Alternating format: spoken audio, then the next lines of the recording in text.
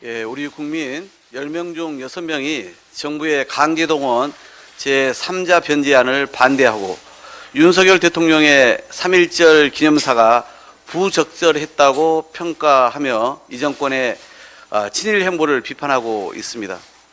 그런데 이런 우려는 우리 국민만이 아닙니다. 이렇게까지 한국 정부가 일본 정부에 양보할 수 있나? 김우락한 고베대학 교수의 발언입니다. 기미야 다다시 도쿄대 교수 또한 식민지 지배에 대한 사과가 담긴 담화라는 것을 언급하지 않았다는 점에서 문제가 있다고 지적할 정도입니다. 독일은 정부와 지멘스, 폭스바겐 등 6,500여 개의 기업들이 총 7조 2천억 원 규모의 기금을 모아 약 6조 1천억 원 정도를 강제노역 생존자에게 배상했습니다. 독일의 사례처럼 일본 정부와 전범기업이 진심 어린 사죄와 반성을 담아 해결책을 제시하고 피해자가 이를 수용한다면 해결될 수 있는 문제입니다. 그런데 윤석열 정부는 불행한 과거의 역사도 모자라 강제동원 피해자의 해결되지 못한 상처와 갈등을 고스란히 국내 갈등의 불씨로 옮겨왔습니다. 여당 소속 충북도지사는 친일파를 자처하고 대통령 40년 지기 민주평통 사무처장은 대법원 판결을 얼치기 독립운동이라 비아냥거립니다. 친이 부대로 전락한 국민의힘은 대통령의 친일 무능외교를 고무 찬양하느라 연일 죽창가 운운합니다. 이는 민주당에 대한 공격이 아니라 독립운동에 목숨을 바친 순국선열과 독립지사에 대한 모욕입니다. 이뿐 아니라 윤석열 대통령은 국민을 네 편 내 편으로 갈라치고 반대하는 사람들을 무조건 부당한 세력이라 규정합니다. 정부의 제3자 변제안을 반대하는 국민은 모두 부당한 세력입니까? 우리는 서둘러 WTO 제소를 중지했지만 일본은 지금까지 수출 규제도 풀지 않았습니다. 지소미아도 우리 정부가 어떻게 하는지 주시하겠다고 합니다. 심지어 요미우리 신문은 2018년 한국이 자위대 초계기를 사격 조준했다며 사과 요구 가능성마저 언급했습니다.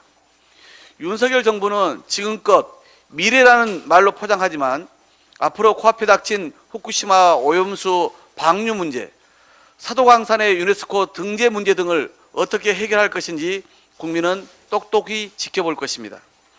굴욕적이고 무능한 강제동원 피해 배상 해법을 당장 처리할 것을 거듭 촉구합니다. 민주당은 오늘 김건희 여사 특검법을 발의하겠습니다. 윤석열 검찰이 도이치 파이낸셜 저가 매수 의혹에 대해 정상적인 가격에 이루어진 매매라면서 증거 불충분으로 또다시 무혐의 처분을 내렸습니다. 김건희 여사와 권오수 전 회장 사이에 경제적 이익을 주고받은 정황으로 보이는 사실관계를 기각한 것입니다. 검찰 스스로 주가 조작 혐의를 입증할 정황을 무력화시키고 있습니다. 앞서 1심 재판부가 2차 작전의 컨트롤 타워로 기능했다고 명시한 블랙펄 인베스트사는 금융위에 미등록된 불법 업체였습니다. 만약 김 여사가 미등록 업체임을 알고도 투자를 맡겼다면 범죄 행위 가담 증거가 될 수 있는 것인데도 검찰은 공소조차 하지 않았습니다. 김건희라는 이름 앞에만 서면 검찰 수사는 절대 작동하지 않습니다. 따라서 도이치모터스 주가 조작 의혹은 물론이고 코바나 컨텐츠 대가성 협찬 혐의를 포함한 특검법이 꼭 필요합니다. 당시 2억 여원을 협찬했던 회사의 회장이 윤석열 대통령이 중앙지검장 시절 수사 대상이었고 무혐의 처분을 받은 사실도 드러났습니다. 의혹을 수사했던 검찰 관계자는 무혐의 처분 시기에 협찬 금액이 크게 증가한 것으로 기억하고 금액도 굉장히 이례적이라며 의문을 제기하고 있습니다. 국민 특검만이 유일한 해법입니다. 민주당은 특검법에 주가 조작 의혹부터 코바나 컨텐츠 의혹까지 모두 포함하겠습니다. 무엇보다 범야권이 뜻을 모아야 합니다. 특검이 늦어지면 늦어질수록 검찰 스스로 그동안 입증했듯이 김건희 여사에게 면죄부를 줄 시간만 벌어주는 것입니다. 중립적이고 독립적인 수사가 가능한 특검으로 진실을 밝히는 것이 국민의 뜻을 실현하는 길입니다. 정의당도 보다 적극적으로 동참하길 촉구드립니다. 사회적 공론화 없는 정부의 일방적 노동시간 69시간 연장과 관련해 직장인들의 한탄이 거세지고 있습니다. 중소 중견기업에서 장기휴가 쓴다?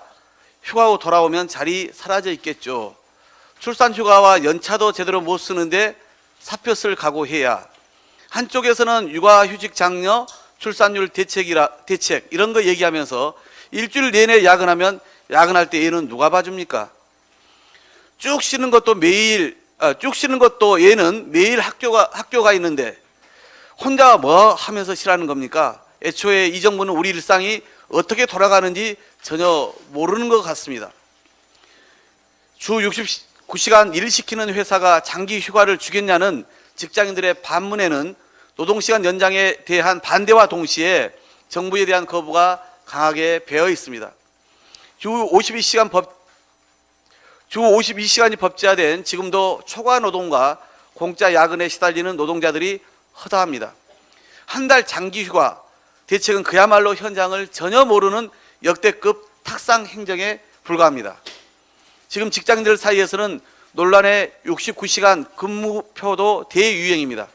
월요일부터 금요일까지 오전 9시부터 새벽 1시까지 표시된 근무표는 야근으로 도배되어 있습니다. 직장인들은 이 근무표의 주말을 병원과 기절로 표시하며 정부 정책에 대한 강한 불만을 가감없이 드러냅니다.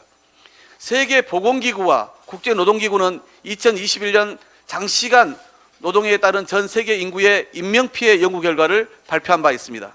2016년 한 해 주당 55시간 이상의 장시간 노동으로 인한 허혈성 심장질환과 뇌졸중으로 사망한 사람이 74만 5천 명에 이른다고 분석하면서 주 55시간을 넘지 않아야 한다고 권고했는데 우리 정부는 오히려 역행하고 있는 것입니다.